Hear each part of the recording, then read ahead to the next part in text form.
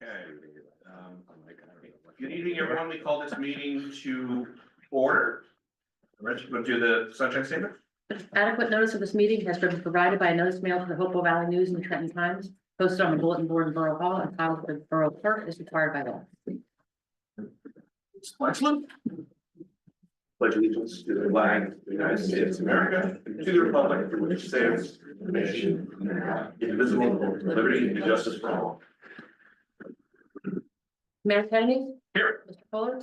Ms. Hook. Here. Mr. Mackey. Here. Ms. Steeler. Here. Ms. Weaver. Here. Ms. Williams. Here. All right, first item on our agenda is a resolution to go into executive session for potential contract negotiations of the sale of the water utility and in connection with hiring special counsel for the same. Have a motion? So moved. Second? I'll second. Aye. Whatever, doesn't matter. Sound goes faster. So, all right, Dibwitz. All in favor? Aye. All right, before we switch off Zoom, just for those watching at home, we will now, council will retire into executive session for confidential discussions, and we expect to come back around 7 o'clock. We will then open up the room again, both physically here at Town Hall and online via Zoom. And until then, you'll see a screen I'm about to show that says that we are in executive session. So I'm going to turn off the camera.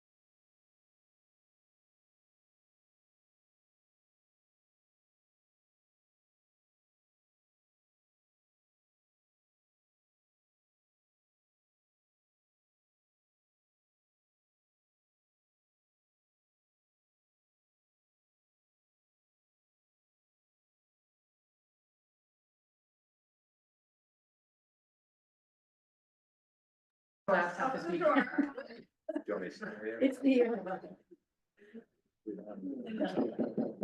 All right, just, everyone, welcome for those online. We've just finished executive session. There's people, I think, locally who are going to be, joining us coming in. We're gonna take, an additional about 5 minutes just to assemble the room here. If you're online, you're in the right place. Hopefully you can hear us, and thank you for your patience. We will resume, in just a few minutes with the rest of our meeting. Apologies for, starting a little later than we anticipated. Thank you, everyone. What I said, I know you were.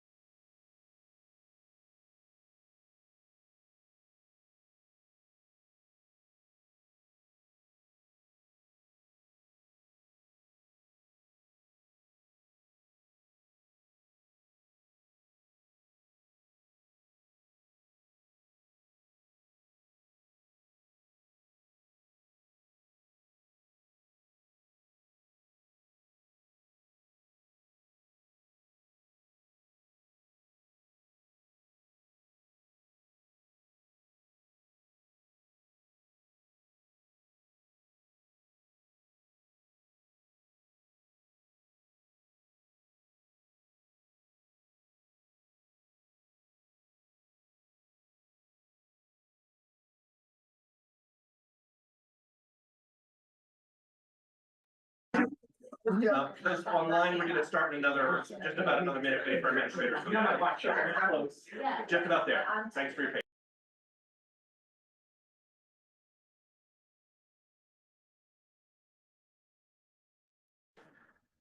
All right.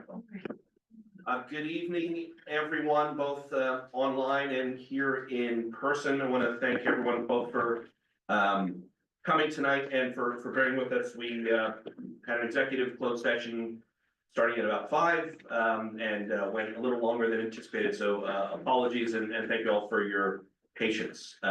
Because of that, when we have meetings with closed session to start, we do formally start the meeting. We've taken no business yet, so we're actually starting our agenda right after 4, resuming the public session. And we'll start with the report of our Director of Public Works and Water and Sewers. Those were in our packets. If anyone has any questions for our professionals, now would be the time for that. All right, seeing none, we'll go to item 6, which is our standing update on the potential sale of our water system. As we've been talking for the past several months, we had put out what's first called an RFQ, a request for qualifications, that brought forth 3 different companies that we qualified as potential bidders who met the requirements to at least submit a proposal. We then had what's called a RFP, a request for proposals, where we had those 3 companies essentially give us their proposal and possible terms for the sale. Those were received last week and been being reviewed by our professionals and council. That was ultimately the purpose of our closed session excuse me, this evening. And later tonight, we will be doing a resolution to pick between the 3 companies as the one that we council is comfortable with negotiating with the hopes that we would work out with them terms of a deal that council would be comfortable bringing to this community, ultimately put on the referendum in 2025. Because the next phase of this process under the Water Infrastructure Protection Act, or WIPA, involves a negotiation with the chosen with the company that we're going to select this evening. We have to wait until the end of the negotiations to go through all of the details of their proposal, largely because they're not yet finalized. We're going to be going back to them to try to get the best deal that we can for our community. And once that's happened, the council will review it, essentially approve bringing it forward to the community. We'll start a process of the state approving the terms of the proposal, and ultimately, if all of those things happen, put it on the ballot in November for our community to decide if it's what's right for this community. Because of that, we will be taking that next step this evening with New Jersey American Water. Or at least that will be the resolution on the table to bring forward. But as with the recommendation of our water committee and our professionals. Because of that process, it will be a bit challenging for all of us on this side of the dais and our professionals for the next few months, because there are details that we will have that we will want to be sharing, but ultimately we'll need to keep confidential until the negotiations are concluded with the selected bidder. Once that happens, and assuming the results of the negotiations are something that council is comfortable with in terms of the terms that we can negotiate with the bidder, we will present them to the community at that point.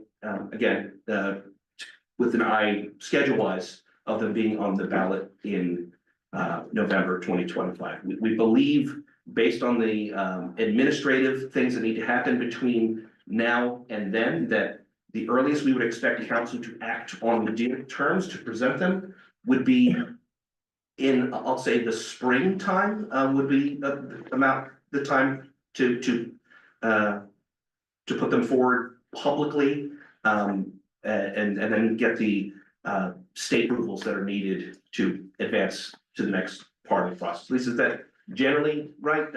That's correct. It would be in March that we would need to approve a contract, and then it would be submitted to the DPU, essentially on or about April 1st.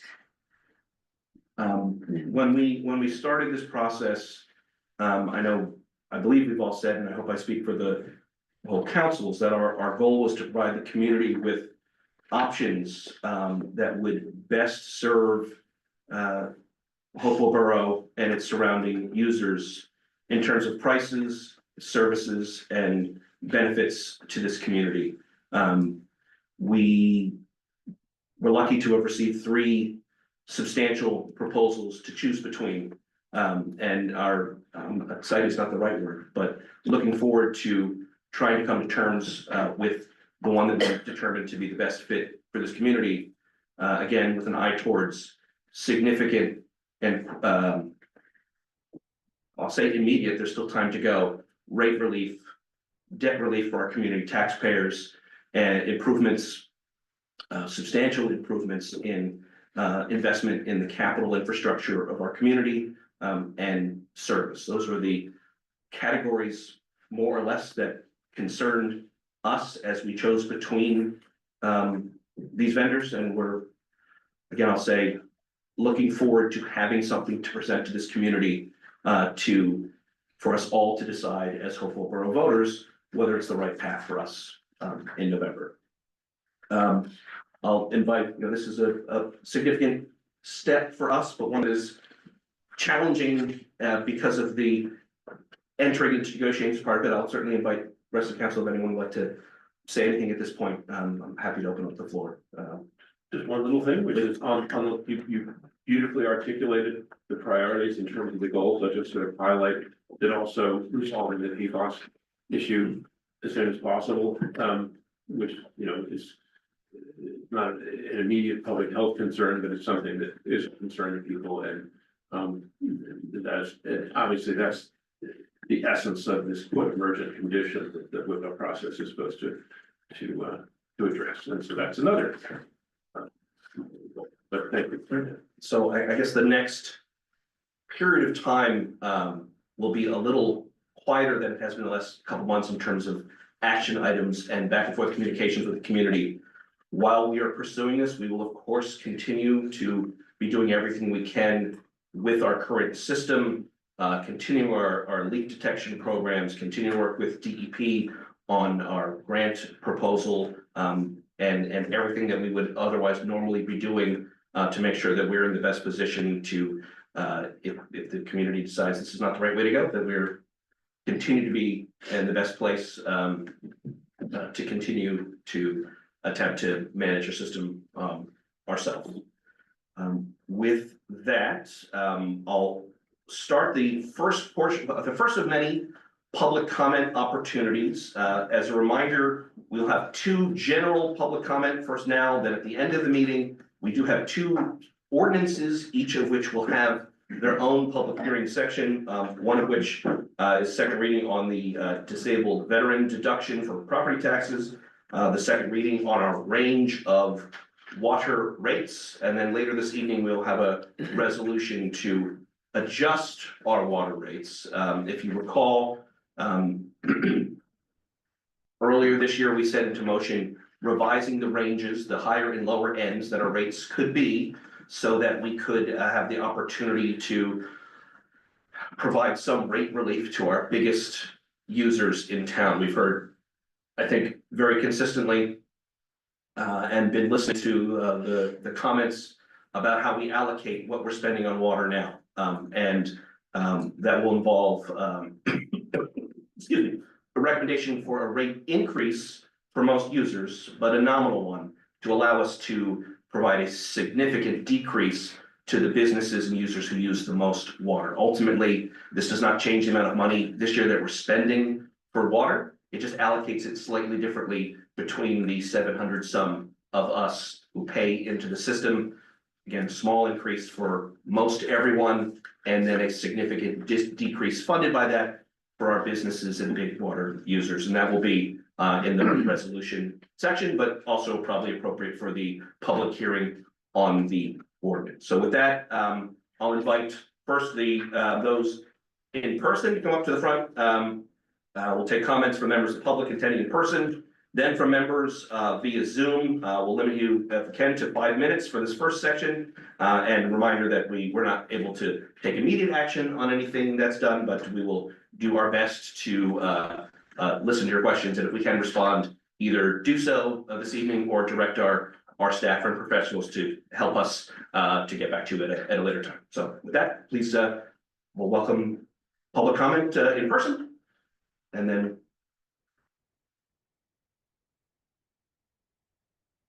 Is it here? yeah, please. You need to know who I am. I get it. Name, Okay. we don't need to address them. Okay, I'm Barbara Fishman, I'm Bobby Fishman, and hi.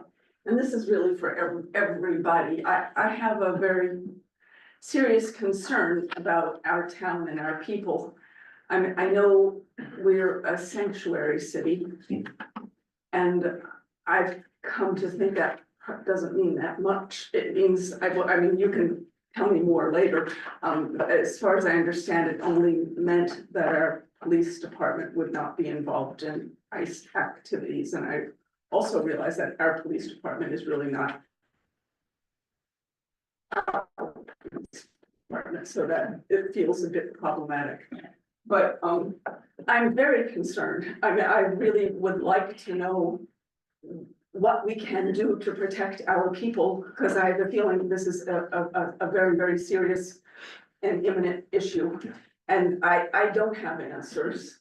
I just would like this to be out here in our town so that we could hopefully come together with some kind of idea of what the possibilities are of protecting all of our people. So I open it up to anybody who has comment or also to clarify the definition of what we mean by being a sanctuary city and how we can essentially put our money where our mouth is.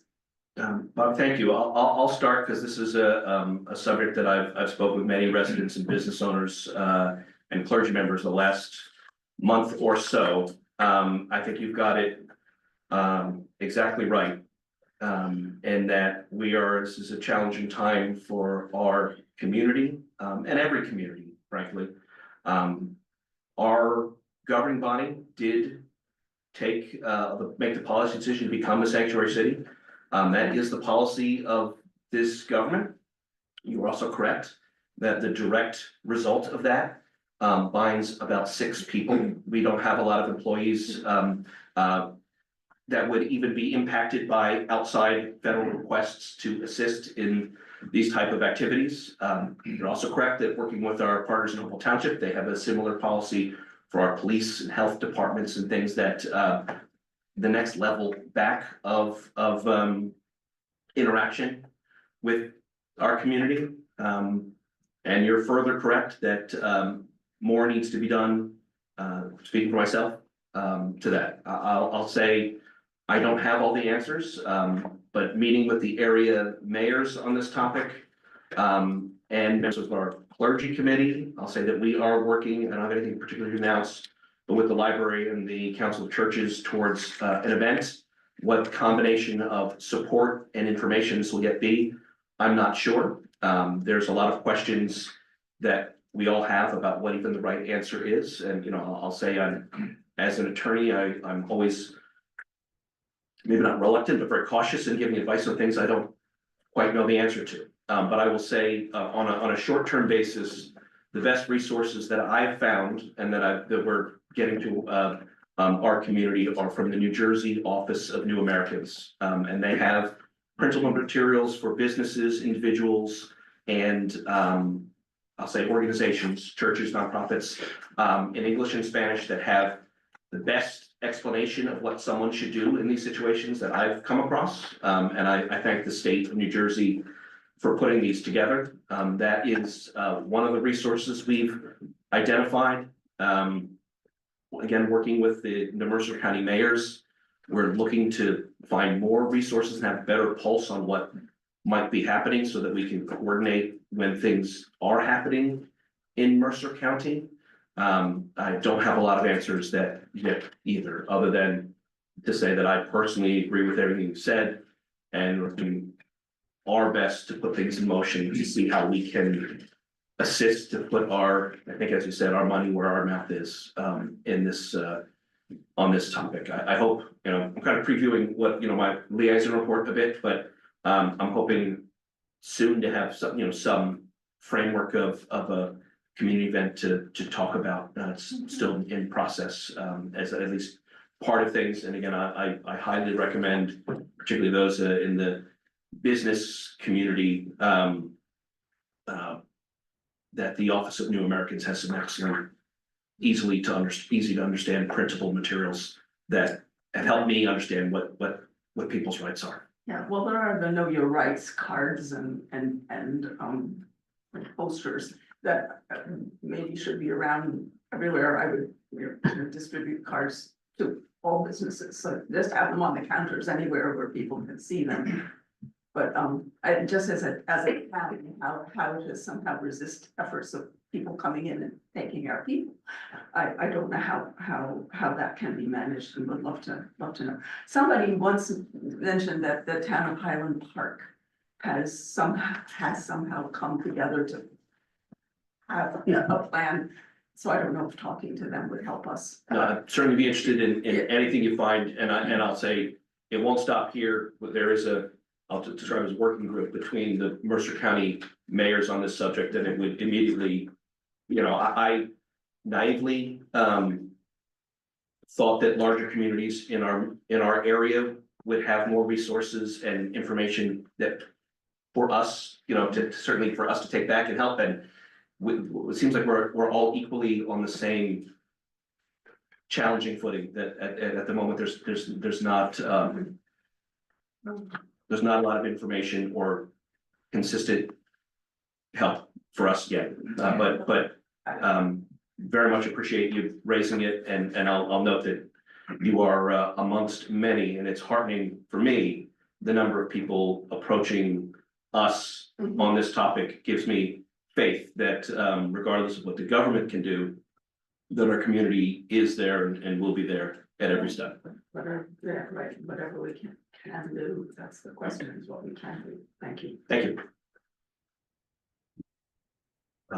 Anyone else in person? Come on down. Or up, whichever way it is. My name is Aaron Twitchell, live on Hart Avenue here in the Borough. And I'm here on behalf of something called the Hopewell Youth Collective, which a few years ago was started as a place for youth in the Hopewell Valley to gather, to provide opportunities for young people to be in a safe space, to be themselves, also to come up with some service projects for the community, things like that. After a couple of years, leadership changed and the Hopewell Valley Youth Collective kind of went to the wayside.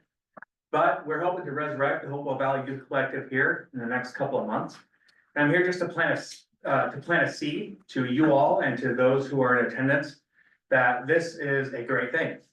This is an opportunity for what is called a third space in sociological terms.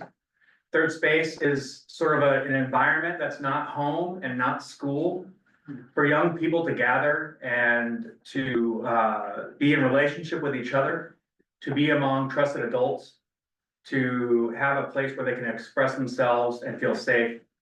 And just looking around in our generation, our third space was probably just outside. But as time has gone on, those third spaces have kind of gone by the wayside. And even as bodies like this and other bodies in our community have expressed concerns about social media, for example, we have not provided a lot of alternatives for our young people. In other words, we say to them, be careful about social media, but we're not going to give you anything else to sort of help you gather together and to relate to each other and things like that.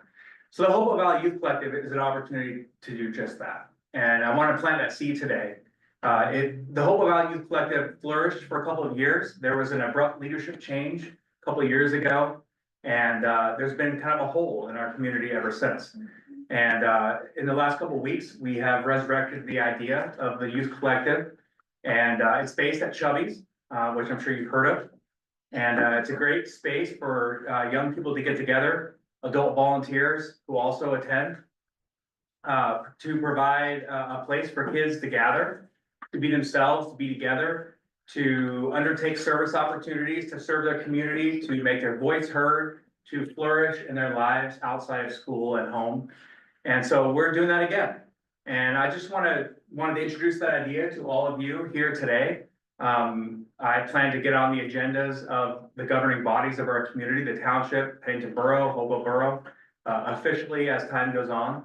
But because I know that you are a group that values people coming and making these kinds of announcements, here I am tonight to just say to you that, that we're here and we have big ideas and big plans. The last thing I'll say, I have 5 minutes, right? Two things. One is that I feel passionate that, you know, if we tell our kids that social media is a double-edged sword and there's a lot of things that we should be careful about social media, then we should give them an opportunity to do other things.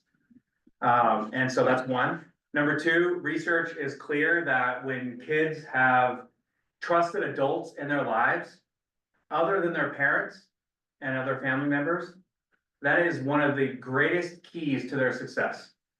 And so that's another goal of the Youth Collective, is to get adults in our community together to just sort of be around, serve as mentors, serve as a presence, as a trusted adult in their lives. Research says that anywhere between 3 and 5 other trusted adults, besides family members, doesn't guarantee, but really goes a long way to giving our youth the best chance to flourish in their lives as they finish high school and go into college. So those are some of the goals of the Youth Collective that we plan to highlight in the next couple of months and over the course of the next year. In the past, when Youth Collective began, it was based out of Hopewell Presbyterian Church. My goal is to expand that support to a lot of other communities, a lot of other groups, municipalities, and school district in our area. Because I believe that sends a message that this idea of a third space, trusted adults, things like that is not the property of religion. As an ordained minister, I can say that confidently. It is not the property of religion, it is the property of our community to protect our youth and to give them chances to flourish. So just wanted to take a minute to introduce that idea to all of you and to people who are in attendance that Youth Collective is back. And you'll be seeing more information as time goes on, but I appreciate the opportunity just to get the word out there in this moment. So thank you. Thank you. Thank you, Aaron. And I just wanted to, because you and I, we kind of went back and forth about this a little bit, and Sherry and I had this discussion about the sidewalks not being shoveled sometimes in town. And we have a problem here because some people are not physically able to shovel their sidewalks, and there's an ordinance and there is a fee that can be, you know, imposed on these people for not shoveling their sidewalks. But are we really going to punish someone who's not physically able to do it? And the idea of, you know, the service aspects of the Youth Collective and getting more involved with the community, just thinking, what if we had some sort of group of volunteers who would be willing to come out and we could match up these volunteers with people who would need help with shoveling their snow or something like that. And, you know, you seem to think that that would be something that the collective would be interested in. And I think it's just like a nice way to get them involved with the municipality, more involved with the community, and help out some neighbors that could really use the help. So thank you so much for taking this on, Aaron. It's so exciting. Thank you. I can't even believe how easy it's going to be to harness the power of our youth in this community and also in Pennington and Hopewell Township for folks who can't shovel their walks or rake their leaves or whatever else they need to do around their houses. It's gonna be so easy that I am ashamed that it's not already a thing. But for kids to be able to be like, I'm gonna go do this. So-and-so in my neighborhood needs this, and it's gonna take me half an hour. Right. And it's great exercise. And it's great exercise. Also, like, that's time that they will be spending that's not spent on Snapchat. Right. And so, yeah, absolutely, there are limitless possibilities for these kids. I've been in these meetings before when some of our youth have come in and expressed their voices and their opinions. They're looking for ways to express themselves. Service is certainly one of those ways that they can express themselves. There are other ways. And that's gonna be one of the goals of the Youth Collective, is to give our youth a vehicle and a way in which they can express themselves through service, but also through other ways. So. Great, thank you. I have two youths who will be joining. What's your age range? Yeah, great question, thank you. So in the past, the Youth Collective was ages 6 through 12. We met at Chubby's. The one thing I'll say about that is that, just as somebody who is passionate about evidence-based best practices and things like that, the Youth Collective will continue to be 6 through 12, but we will sort of design our activities and our programming so that it's age appropriate for ages 6 through 12, but maybe not necessarily all the same thing at the same time.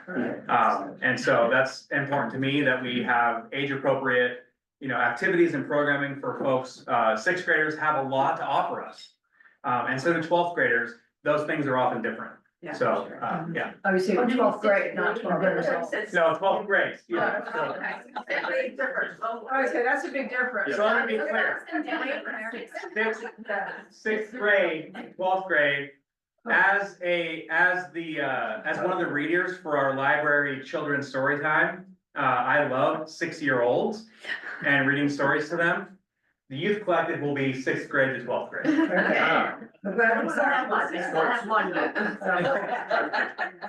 Thank you so much. Thank you. What else in person, or if you're online, please push the raise hand button, we recognize you.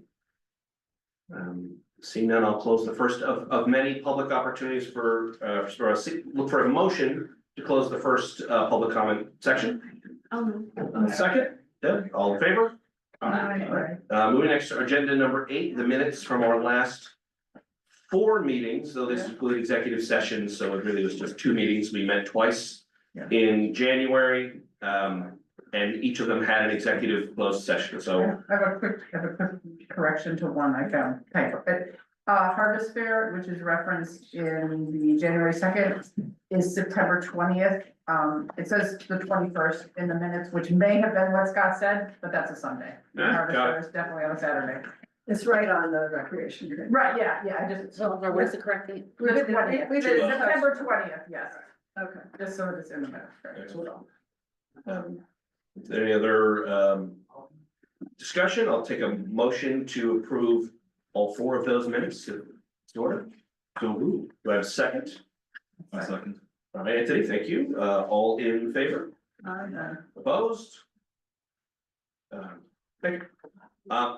Next, we'll move on to, we've got 2 public hearings. The first one, ordinance 892, second reading and public hearing for disabled veteran deduction.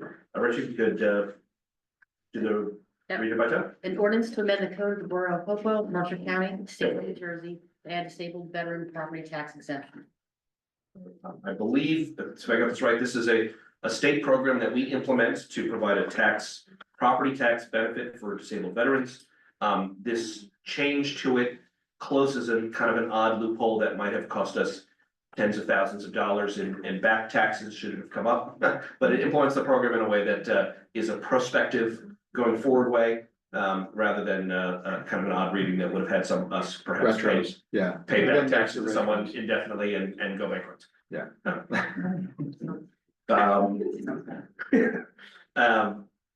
I'll open the meeting to the public for comment, discussion, and hearing on ordinance 892. If you're interested, to come to the front, or if you're online, please push the raise hand button. I'm not seeing either, so I would take a motion to close the meeting to the public for this public hearing. Deb, second. I'll second. Deb, second. Thank you. All in favor? Aye. I'll look for a motion to adopt ordinance 892. Anthony, do I have a second? Second. David, thank you so much. Mr. Fuller? Yes. Ms. Hook? Yes. Mr. Mackey? Yes. Ms. Steeler? Yes. Ms. Weaver? Yes. Ms. Williams? Yes, Right. Next, we will, item 10, ordinance 893, public hearing and second reading of ordinance to adjust the ranges of our water rates. Reggie, if you could read by title. An ordinance of the Borough of Hopewell, County of Mercer, New Jersey, regarding water, fire hydrant, and sewer rates and standby fire connection fees, and amending chapters 10 and 17 of the revised general ordinances of the Borough of Hopewell, 1975. So usually when we change water rates is because we need to collect more money. The purpose of this exercise is not necessarily for that. It is to adjust the amounts that are paid by some users, raise them and lower them on some other users to provide some additional relief to our businesses and the big water users. This ordinance doesn't actually change those amounts. It just creates a different range. And when we did this adjustment, I guess at the end of last year, or we went as far as we could in lowering the rates for our business big user customers. We actually hit the floor that we could. So this action will lower the floor for that category of rates, give us some more flexibility where we could then perhaps even later this evening, and I believe we will, it's on our agenda, by resolution, strike the actual rates or set the actual rates. And again, in this case, it will be to, I don't like saying this, but raise everyone's rates slightly with the ability then to lower the rates of our biggest users significantly to better find the balance between what homeowners and small users pay and our businesses. Doug, David, anyone want to have any? I have one change that actually we made, a non-substantive change. It was just a clarification that I just wanted to alert you to. Between the ordinance that was introduced and this ordinance, it has an effective date for these different provisions of April 1st, 2025, because that's when the rates go into effect. Then they'll be charged for the, I guess the third quarter, right? For April. Is that how it works? The bill. The billing. Yeah. We had in here originally, I think it was February 14th or February 10th. I can't remember which one it was. but- February 14th. February 14th, but that was incorrect. It should have been April 1st. So we made the correction, so it's clear that these don't go into effect until April 1st. And that's a non-substantive change. It doesn't require a reintroduction. It's just like I said, just a clarification. It doesn't. And so you're talking, so we weren't really planning to spend everyone's Valentine's Day adjusting our. No, because it's almost, it would be almost impossible. I mean, I guess it's not impossible to do that, but it's impossible. No, appreciate the Sorry. correction, and I also appreciate that it's non-substantive, so we don't have to. No, you don't restart have the to process. start over. Yeah. And this also includes, we didn't have before in our prior ordinances, quarterly fees for standby fire service and also for our fire hydrants. We're at, the floor is zero. Yeah. So we haven't spoken to the folks about this, so that's what we're gonna, in our rates, it's gonna be zero until we've reached out to all the, folks that would be impacted by that. Right, ultimately, on our books forever were some fees that we've never collected, and this action will set the range so that we can actually officially set these at zero for a while till it needs to be adjusted substantively. And just to add, so again, the way that it's structured is the ordinance gives the ranges, then we actually set the rates by resolution. So we're able to have the flexibility to do that. If our circumstances change and we need to make an adjustment within those ranges, we don't have to introduce a new ordinance, we can simply do it by resolution, so it gives us maximum flexibility to manage. Excellent. I'll open the meeting to the public for the public hearing, comments, and questions about ordinance 893. Both in person, please come to the front. If you're online, push the raise hand button. I'm seeing none. I'll take a motion to close the meeting to the public for this portion. No. All right, well, take David is first. I need a second. All in favor? We'll next take a motion to adopt ordinance 893. Kristen? Second. Sherry, thanks so much. Mr. Fuller? Yes. Ms. Hook? Yes. Mr. Mackey? Yes. Ms. Steeler? Yes. Ms. Weaver? Yes. Ms. Williams? Yes. Our next item is a first reading ordinance, which means that next month we'll have a public hearing on it. Those who follow this closely, ordinances or kind of changes to our laws require 2 votes, 2 meetings, the second of which is the public hearing and comment opportunity. This is kind of to put everyone on notice that we're going to talk about it next month as first reading. Reggie, if you could read by title our grease trap maintenance ordinance? An ordinance of the Borough of Hopewell, County of Mercer, New Jersey, regarding the borough's sanitary sewer system and grease trap specifically, and amending chapter 17 of the revised general ordinances of the Borough of Hopewell 1975. Okay, A little explanation, context, or, it's an exciting topic, grease traps, I mean, you know. Yeah, talk about romantic, right? Yeah, but I mean, but it's a big one, because, so grease is fundamentally the thing that, when we have a sewer clog in our sanitary system, that's what usually causes it, and. And it's, restaurants have grease traps, which basically, you know, the water goes through it, the grease floats, and it gets skimmed off, but you have to maintain them properly, they don't work properly, so you have this vault and it gets full of grease. So maintenance is a big deal, inspections is a big deal, otherwise these things don't really function. If they don't function, you get a lot of grease in the system, you get clogs, it can back up into people's basements, this is what's happened. And so, it's always been an ongoing issue. It's also an issue at the treatment end for the sewer plant, because grease adds to the expense of treatment.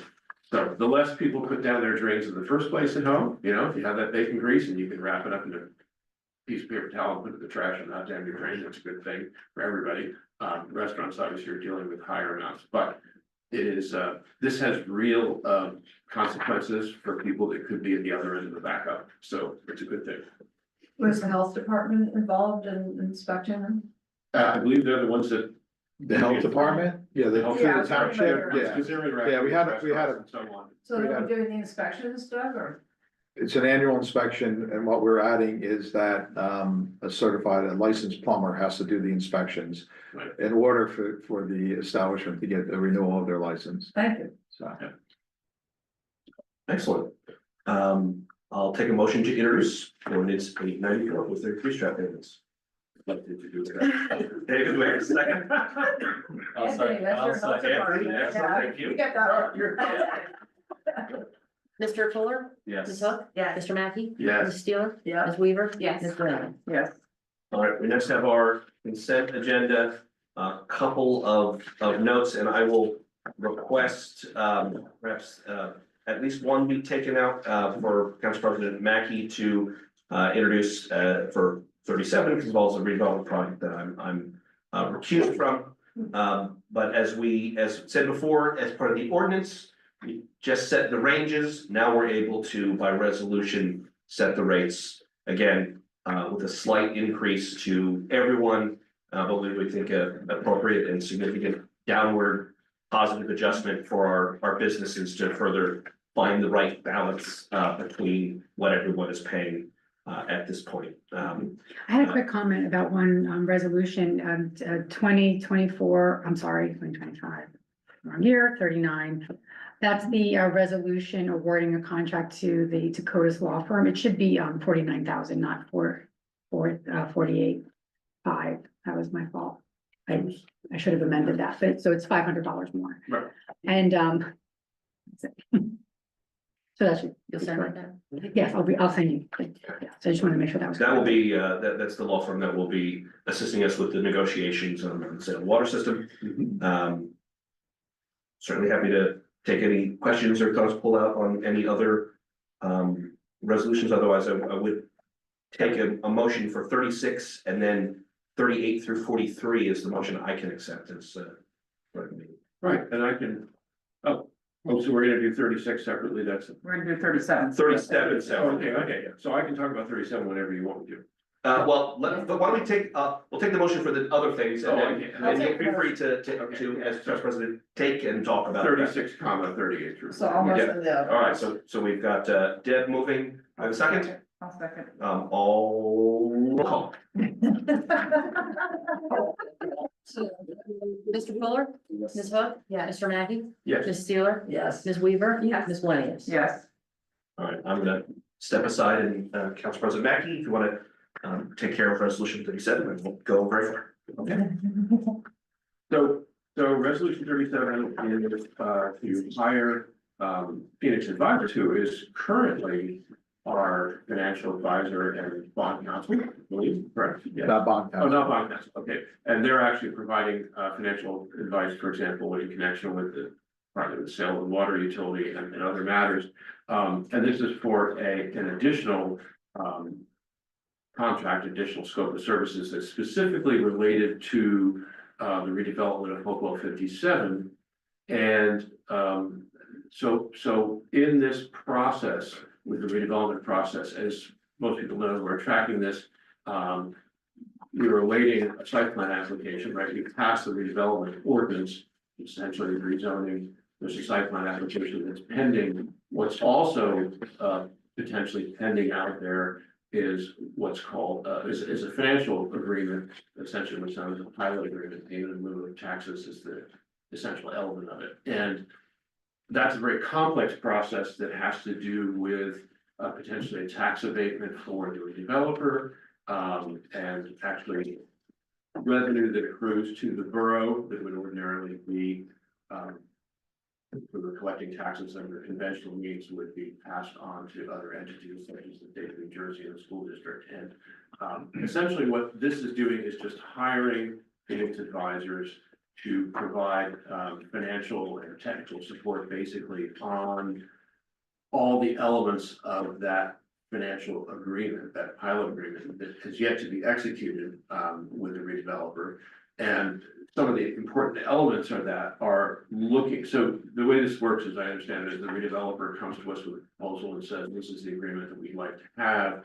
And as part of that, they have to do an extensive fiscal impact analysis on the borough. So that analysis would include things, for example, like the potential tax revenues that would accrue, or the revenue that would accrue to the borough, the impact on the school services, you know, how many children are projected, for example, to be added to the school system as a result of the redevelopment.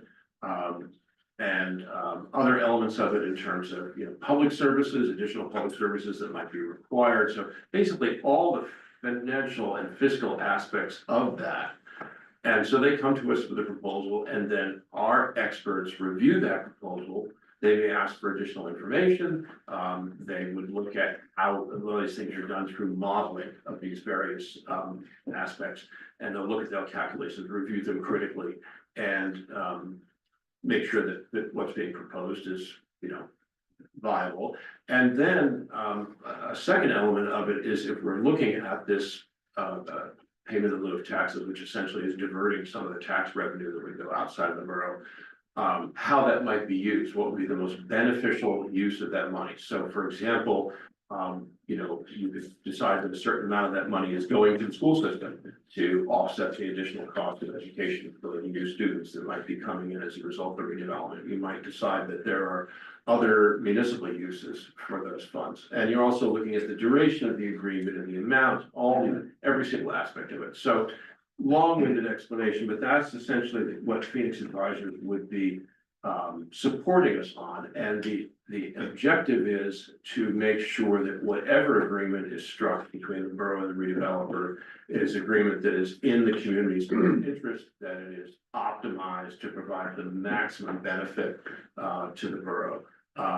And I should add that the reason that these tax abatements and so on are contemplated under the local redevelopment law is because they provide also some financial incentive for redevelopers, particularly for properties that are challenging because of the economics of redevelopments. The idea is it's beneficial potentially to the redeveloper, but it's also beneficial to the community because since the community is essentially given a tax abatement to the redeveloper, the community also gets to keep some of the other proceeds for a defined period of time to sort of offset that loss. So very complex thing. And the most important thing probably to mention about all this is that the entire pilot agreement or the financial agreement is done by ordinance and would ultimately be, you know, hammered out with a public hearing and all the same elements that you would have for an ordinance. So it's a long, complicated process. And also I should add, what Phoenix Advisors will be doing is also providing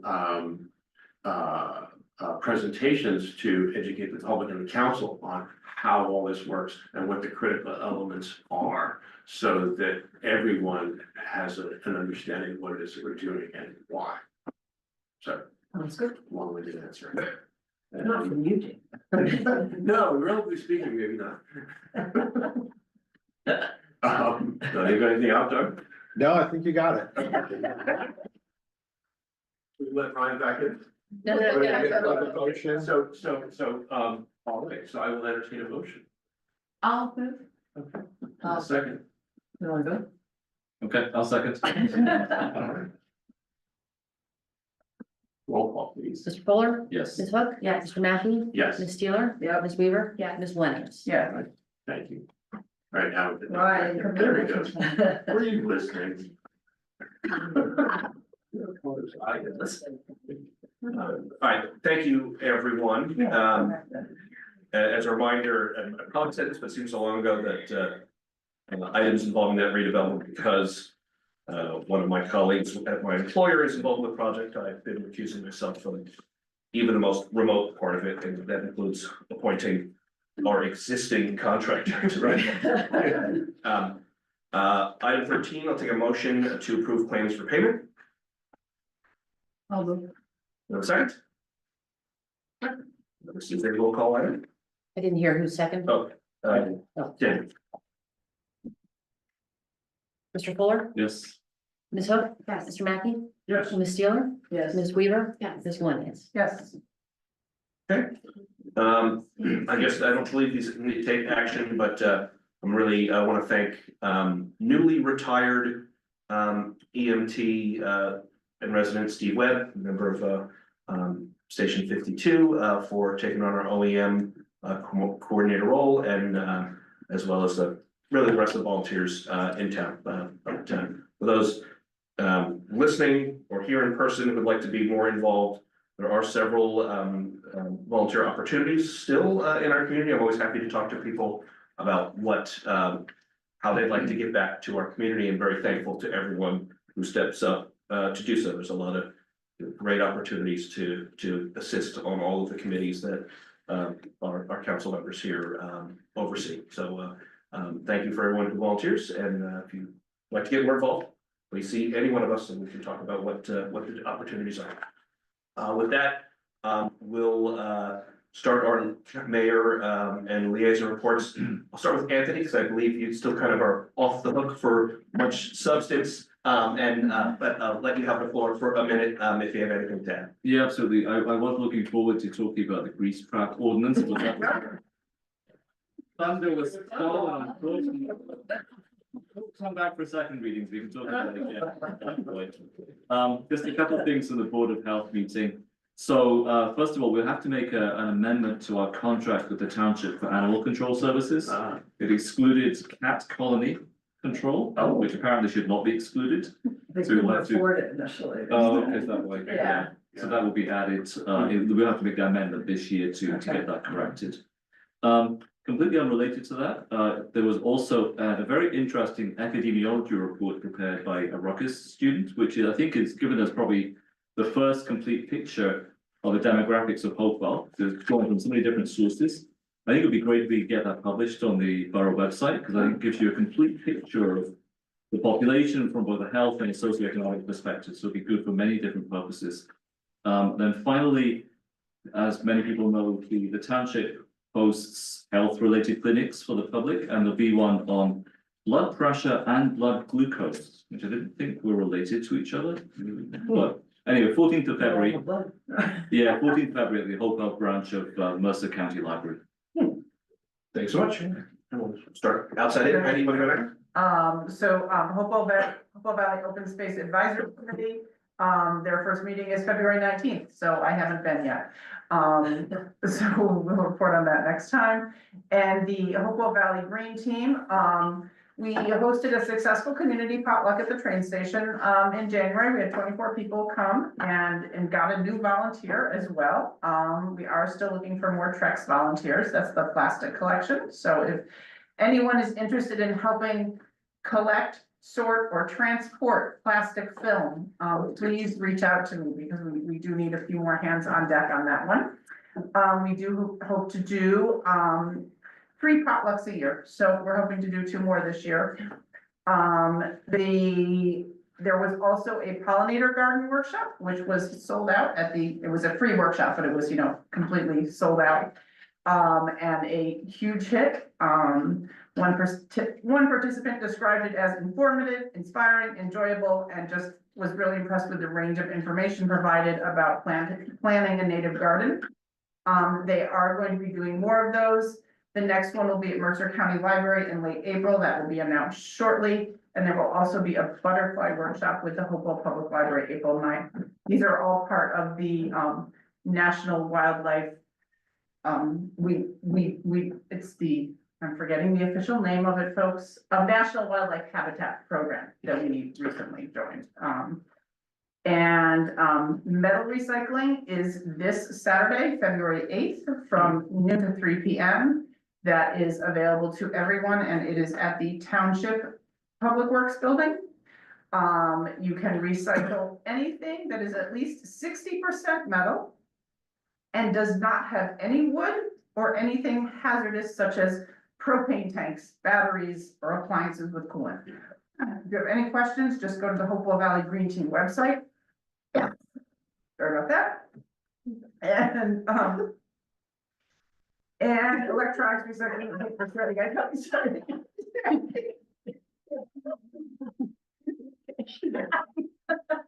Nobody wants to get sick, yeah. Electronics recycling is April 26th, and when I talk, it makes the throat dry, that's nice. So, and the Pennington EC is going to be holding a recycling webinar on how to recycle. And once we have that date, we will share that with everyone. Thank you. Jay, you wanna go next? Sure.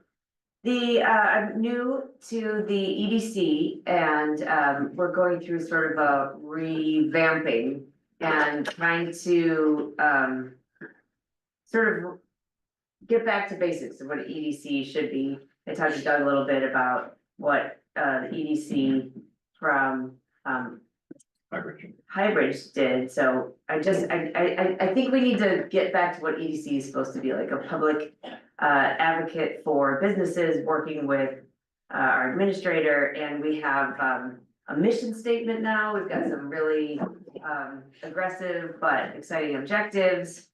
We have a brand new member as of tonight, and so stay tuned, because I think we're gonna do some really cool things for our businesses. EMS and we passed a resolution tonight that allows them to bill for services. I don't know if people knew this, but all your ambulance services here were free. They have been forever, which is great, except that when they bring someone to the hospital gets all the insurance money.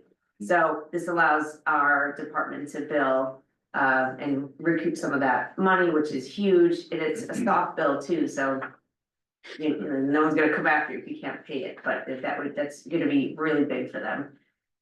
They had 548 calls last year, so that's 548 unpaid calls, so That's a lot. yeah, this could go a long way. Fire department had almost 400 calls, and I will tell you something about our fire department. My fire alarm kept going off the other day, and so I called Chief. This smoke alarm, yeah.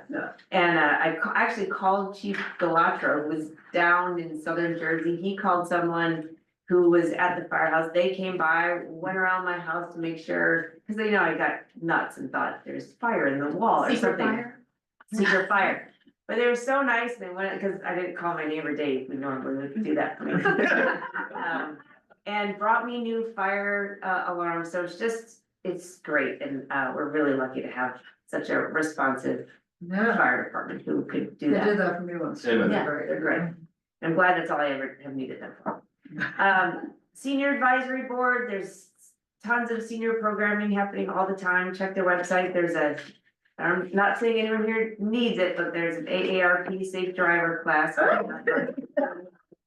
I might take it, because I think you can get a I think we discount. all need it, everyone. Yeah. They lower your car insurance when you take that, so it's worth taking. That's right. And Shade Tree Committee, just as a reminder, there is a process for moving a tree from your yard now.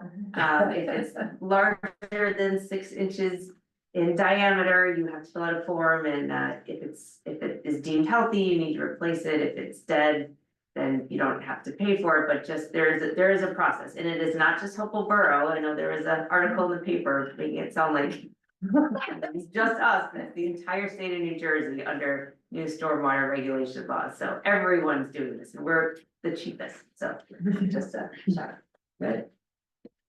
Definitely, anyways. Okay, so the recreation committee is meeting early next week. We're hard at work at getting all the events gathered for the annual flyer. We've taken over cruise night from the EDC and, we've got a new member, Brian Samuels is now working hard on that. So a lot of good things coming. Library board, met last week. Then finalized their budget. We've got some new members that are very excited about being on it, and they're also doing what like Sarah talked about, which is putting in a lot of structure on employee manuals and procedures and things in place in case people ask us to ban books, you know, all those kind of protective things. So they're really a great board. And then building committee, I don't know, I think it sounds like we're gonna be meeting soon, so we'll hear about that, and personnel hasn't met yet this year. So that's it. Dave, you're next. So water, I mean, main thing that's been occupying our time is the proposals that came in, 3 different proposals for the possible purchasers. I wanted to thank everybody on the council and the mayor and our professionals and Doug and Reggie. And it was a huge effort and a very intense effort, not only to get the RFP put together with all the nuts and bolts of that, so that was crafted properly, because that determines what's going to come in the door, at least to some degree. But then, because we're in this very short time frame to review, this thing arrived on Friday, bunch of bankers boxes. I want to see what it looks like. Here's mine. So this is what everybody got to do over the weekend. Yeah. Wade through all this stuff, make sense out of it, try to weigh all sorts of different priorities on proposals that had a lot of differences and nuance to them. You know, a lot of groundwork was done by Doug and our professionals, and the water team got together. And then we got together as a council in executive session, Lisa. and Lisa, everybody, I mean, Lisa and Brian, who's not here, and Bob, our engineer, and a wonderful team effort, a very intensive effort. I just want to thank everyone for it. I feel so lucky to have this team of people looking at this very consequential issue for the borough. So thank you to all of you. Yeah. Thank you, Dave. Krista? Mayor Kennedy and I met with representatives from the Delaware Valley Regional Planning Commission this morning. We saw some very preliminary concepts for some traffic calming measures we'd like to see on North Greenwood Avenue, particularly focusing on Greenwood and Washington and Greenwood and Hart Avenue, those intersections. So yeah, very excited to, you know, move this project along. Our goal is, you know, late spring for implementation. And also thanks to Doug and to the Department of Public Works for supporting us in this. So more to come on that. Excellent. Thank you. First, I want to echo David's words and just thank everyone for all their hard work this past month. In particular, recall we did all those minutes at the beginning. We met twice. We've had executive session at each of these meetings. The volunteers here have gone above and beyond to work towards several really significant pieces and important issues this year. But between our affordable housing, our water system, a lot is going on, and I'm so very thankful to everyone up here, to our administrator Doug Walker, Reggie, all of our professionals. I was at, and by the way, congratulations to Hopewell Fair on their opening, Sourland Bread, and everyone at the 65 East Broad Street. They're really great revised addition to our downtown retail and entertainment scene. But I can't tell you how many people I ran into there, specifically thanking our administrator for the way he conducts everything that we do here. So it would be remiss not to thank him, David, and everyone here on water. I'm very grateful to be part of this team and to all the volunteers in town. I'm just honored to be amongst you all and for us to be here together at this particular time as we tackle some of these, the toughest things we've had to deal with in some time and shape what this town will look like for the next couple of decades. Development updates. Our administrator and I are willing to meet and continue to meet with businesses, landowners, and prospective ones about what it could look like to work downtown. Some of those things I'm hopeful will have some fruition soon. Excuse me. I also want to thank our HPC chairwoman, Alice Baxter, our planning board chairman, Peter Eckel, and again, our professionals. We met a few weeks ago to start working on streamlining some of our administrative processes for historic and zoning and planning applications. We would be the good place to do work with. If you're gonna invest in a community and choose ours, we wanna try to get out of your way as much as possible, and I appreciate all the work that went into this meeting. A very small first step at our planning board meeting last night. We had a much improved system for Allison, our historic, coordinator, to get information to the board, putting things on screen so people at home can use it, and lots of things like that will be seeing moving forward. So I've already seen some of the results, but more to come there. I want to thank, we had a comment earlier that caused me to preview some of the work that's happening. I'll used to say on the topic of our sanctuary city status, but working with our nonprofits, our businesses, and surrounding communities to try to provide as much information as we can. I'm hopeful to announce some type of educational event in the near future, working with our library and the Council of Churches to help provide information to our community and resources. I'll again note it's the New Jersey Office of New Americans as part of the state of New Jersey. It's a phenomenal set of printable and easy to understand resources in English and in Spanish to help our businesses and community know what to do when something like that happens. Continued discussions with our professionals at Hopewell Township and Pennington counterparts and the school district on the upcoming potential school referendum and school funding. I have nothing to report directly at this time, other than our continued commitment to working quickly to ensure fairness for our taxpayers and the continued success of our schools in light of the rapid increase of new students from Hopewell Township. I'm thankful to my counterparts in Pennington, Hopewell Township, and the school district, and very hopeful that our recent talks will result in positive things for all of our communities. In June, the Flemington JCC will be having their farmland bicycle ride program through town. I just want to thank them for choosing to come through Hopewell. As it comes closer, more information about hopefully helping people know where to stop in town and take advantage of our businesses. What is that? What is?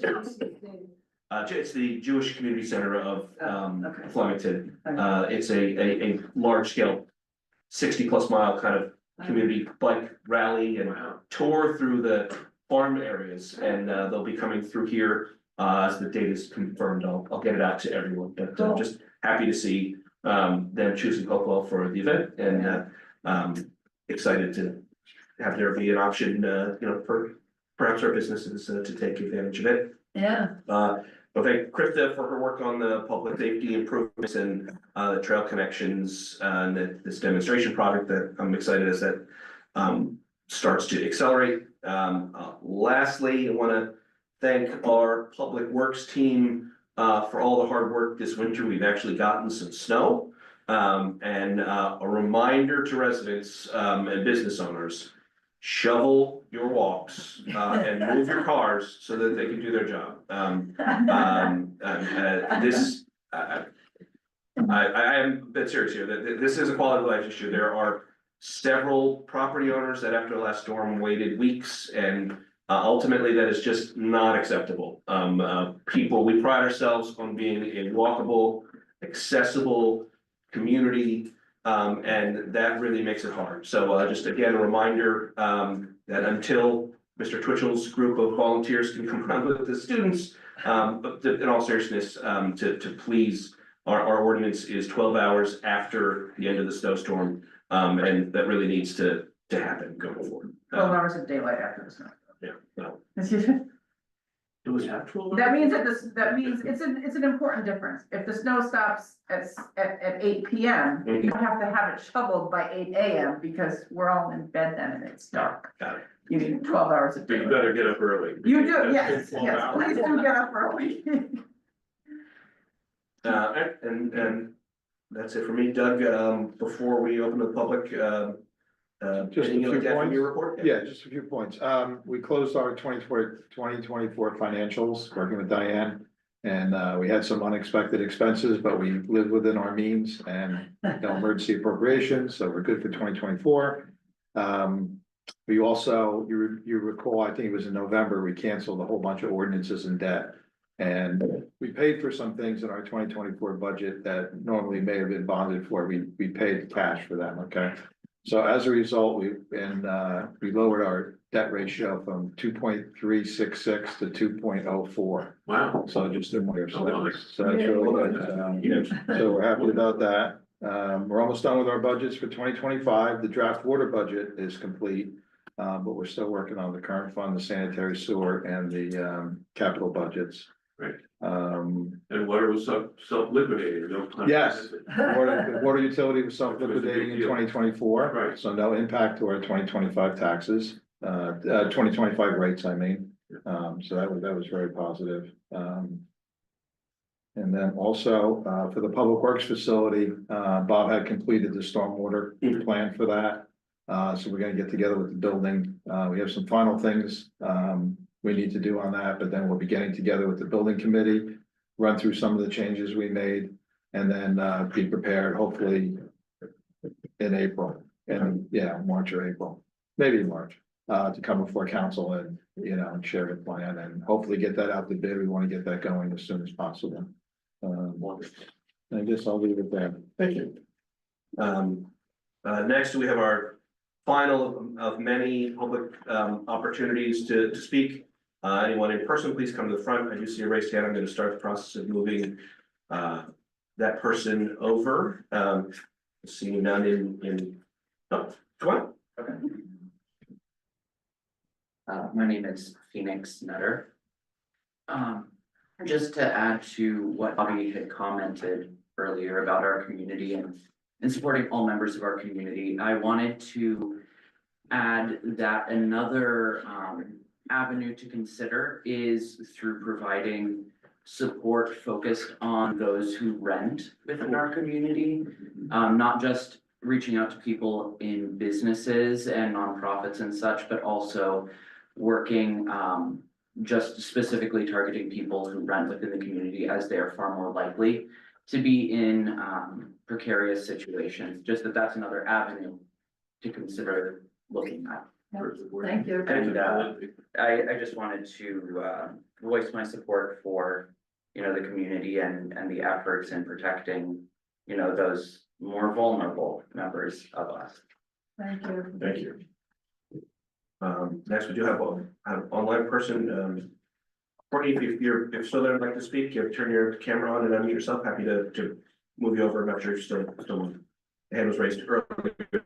So I may.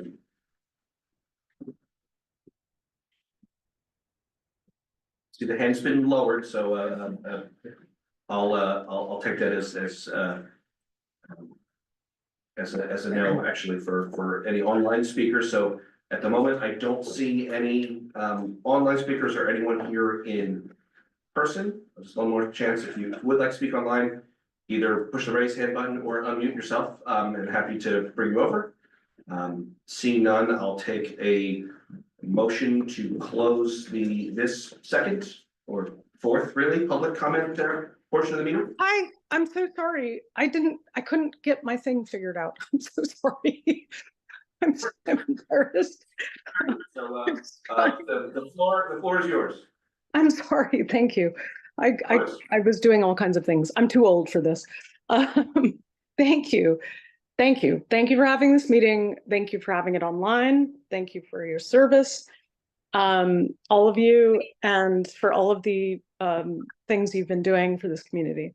I just was wondering, I couldn't quite make sense out of when Mayor Kennedy recused himself and Councilman Mackey was talking about the water system and how it related to the 57 Hopewell redevelopment. So if you could explain how those things are connected, that would be helpful. And that was my first question. My other question is that I was part of a group that got some circulated petition to put this up to a vote for the community, whether we would sell the water system. And I'm just wondering, this will come up for the vote this coming November. What the council has been doing in what actions they've taken in terms of thinking about if that carries where the community votes against the sale of the water system. Do you have a plan in place? Do you have plans in place of how you might go forward if the community decides not to sell the water system, as opposed to, planning for the sale of the water system? I would just be interested to hear if you've thought through any kind of plans and processes for that outcome of the vote. Thank you. That's all. State your name. My name is Courtney Palmbush, and I am a resident in Hopewell Borough. Thank you. So the information I was discussing about Hopewell 57 has nothing to do with the water system.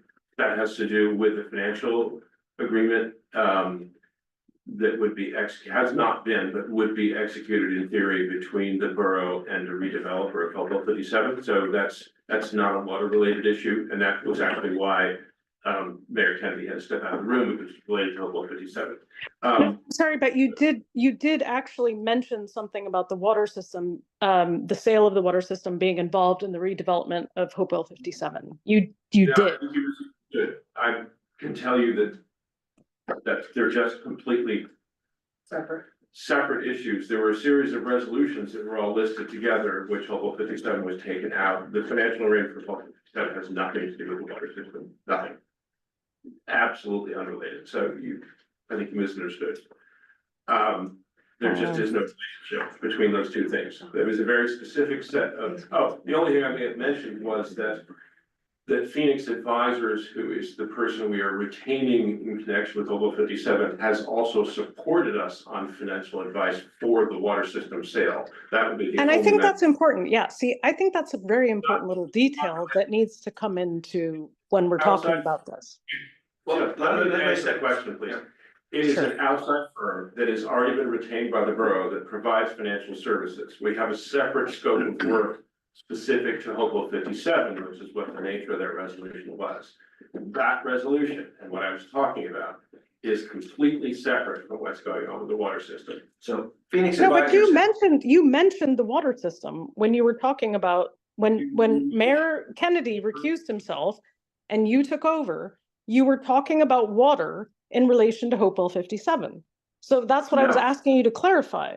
No, I'm going to jump in and thank Council President Mackey for clarifying the lack of connection between the two. I will say that the Phoenix Advisors has been the municipality's general financial advisor for, I don't know, better part of a decade on all of our bonding, tax, and really any kind of financial issue. When there is a new matter, we have to re-engage them with a budget and scope for it.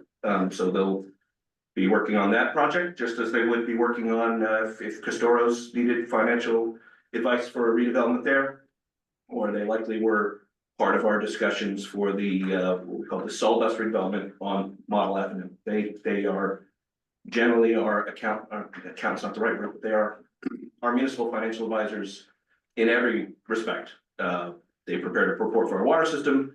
They seem like they will be supporting us on Hopewell 57 and just about everything that we do. Similar to, for example, the borough engineer who provides services related to the planning board, they provide general services to the borough. Okay, can we move on to the second question, which is, has the council prepared for what might happen if the community votes against selling the water system? Have you pursued options? Are you thinking about that? Absolutely. Can you provide, maybe in the next meeting or just in general, the ways in which you're pursuing that?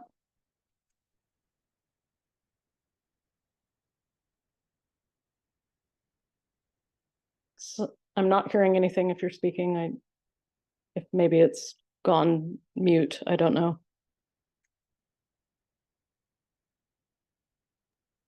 Thank you. We'll start, the scenarios that we've talked about with selling the water system and our current rate schedule of spending $900,000 a year on our system includes no capital funds, no work essentially towards the future of the system. So on an immediate basis, we would increase rates to allow us to do capital work. We would complete the grant process that hopefully will still exist thanks to the federal government's. Oh, the grant processes have existed for a very long time. So, I mean, let's not, sorry, just let's not pretend like you're suddenly. Here's what we're gonna, Courtney, you've asked your question, we're gonna answer it. And I'm Okay, gonna ask you to not interrupt us going forward. sure. Is that something you Please, can please do support? answer the question. Please do. Thank you. Thank you. I will do my best to answer it, and I'm just gonna say, if you interrupt us again, that's gonna be the end of the open mic for this evening. It's the same, what we would do here in person as what we'll be doing online. So, in addition to revising our budget and rates upwards to start to handle the capital work, we would finish out, hopefully, in the next couple of years, the grant that will allow us to bring well number 6 online. That continues to be the focus, to allow for the remediation of well number 4 for PFAS and to bring well number 6 online. And then we'll continue to pursue every possible opportunity for funding for the lead service line replacements, the reservoir. We recently started engaging and looking for contractors to prepare what I guess we would call the emergency response plan of what we would do temporarily with our with the reservoir, if that were to come offline temporarily. Continue to talk to other communities like Pennington and Rocky Hill, as we have, about what shared services would look like for incremental savings on some of the work that we're doing or would have to do. We already this year brought in outside support, additional manpower for the water system. And we would likely continue or accelerate that process as we tackle some of these capital programs. David, anything you want to add to that? No, other than, we periodically stay in contact with the DEP on the progress in terms of looking at the possible sale of the water utility. They have been basically holding our grant in place to preserve that option. They're waiting to find out where we're going to go, if we're going to sell the system or not sell the system. The idea is to preserve our options in the event that we don't sell the system.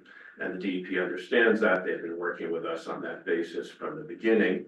I actually just contacted them last week to just remind them that, we don't know what the outcome will be of the referendum process, and to make sure that they know that we are still, want to keep that open as an option, and actually ask them to give us an update on what, if anything, in Washington may have happened that could potentially affect it. Just making sure that that money is available, because it's a critical aspect, or a critical resource for us. Again, we've done a bunch of work on estimating costs for critical repairs, water mains, replacing the reservoir. This is millions and millions of dollars. We have looking at a 5-year capital plan that's somewhere in the order of, I'm gonna say $7 to $8 million. for capital things that we would have to take on. We've been looking at financing for those projects now for several years. We have a pretty good fix on what the options are. They're not necessarily all that attractive, because there aren't that many grants available for many of those things. For the PFAS, yes, not so much for water mains and for, I mean, there are low interest loans and there's principal forgiveness, but we've spent a lot of time looking at financing options for that, because all that is part of our analysis of the decision-making process of whether or not to sell the system. So just to be clear that we didn't somehow decide that we're barreling down the path towards selling the system, we don't have to worry about anything else. That said, we've been holding off on major capital expenditures because it doesn't make sense to incur a bunch of debt on things if in fact the system gets sold. So the decision-making process on that hinges largely on whether or not we sell the system. May I speak? I'll give you, you can have a follow-up, yeah, sure. I'll say you've exceeded your 3 minutes, but we're happy to continue.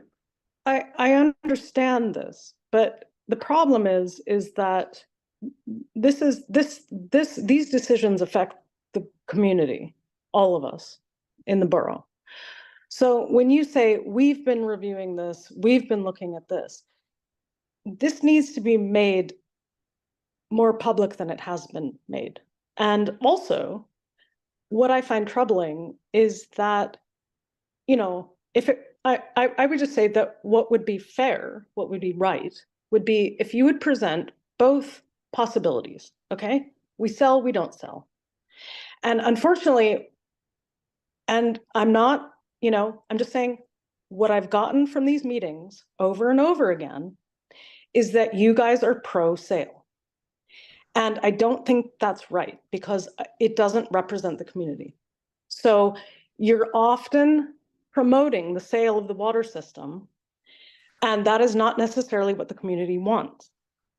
And I think that we need to get honest here, and you need to recuse yourselves from what you think and let the community decide and present the information fairly. And I don't think that's been happening. And this is why I'm here tonight, because I'm not trying to give you a hard time. I'm not trying to create problems. I'm just telling you, I don't think what you're doing is right for this community. I think you need to be fair. There are enough people who signed those petitions who said they do not believe that we should sell the water system, and you are pushing the sale of our water system. So I would like to see a more balanced effort on your part of showing that you are also pursuing not selling our water system. You are pursuing other avenues for us. Okay, that's all, you know, and then the people will decide. That's it. No, thank you very much. I think I'll speak for everyone up here that we will continue to pursue every option that makes sense for the borough, keeping the system, which this governing body may not even have a choice in, because as you said, this will be up to the voters and taxpayers of Hopewell Borough to decide. So it is our role to get the best choice, yes or no, for the community side in November 2025. And we very much look forward to presenting that and letting our community decide. And that's literally what our job is. That's what we, in addition to running the system, do as volunteers with our paid professionals, and will continue to do. There is unfortunately nothing before the community at this moment. We are entering a process to negotiate and attempt to get something that we feel is worth putting forward to the community. I'll say though, I don't think we would be doing that if we didn't think as a body or individually that there were the potential of significant benefits to consider that. If there weren't, we wouldn't be advancing it. Sure. The request via the petition is to put it on the ballot. We think that's an excellent way for our community to decide yes or no whether to do this or not. And thank you. In November of 2025, that's what we will all get to decide. There will be 7 votes up here and another 1,900 votes on the other side of the dais. That's how this will work. Thank you. And may I just add one last thing, and then I will stop. I think what I wish is that what I've noticed again is that the council seems to be pushing one side, and I really would like it if we could, if you guys could just not push one thing or the other and let people decide. So people will get a chance to decide, and I really, I don't want to prolong this conversation, but so I guess I won't. I appreciate your comments. We're not pushing for anything other than what our fiduciary duty is as elected officials to present our community with the best options for potable water. And we will continue to do that for many hours that we take away from our time with our family, our jobs, and we will continue to do that until I don't say we're done, but ultimately until the community has a chance to make a decision on this, and very much look forward to that in November. Thank you. Thank you for the conversation. Appreciate it. All right, seeing no further hands raised online, I'd like to take a motion to close public comment. I'll second. All in favor? Next, I'll take a motion to adjourn the meeting. I'll move. Krista, Deb was second, all in favor? All right, thank you, everyone, both in person and online. Apologies for the online people that we didn't have pizza for you too. That was a good person. Perfect.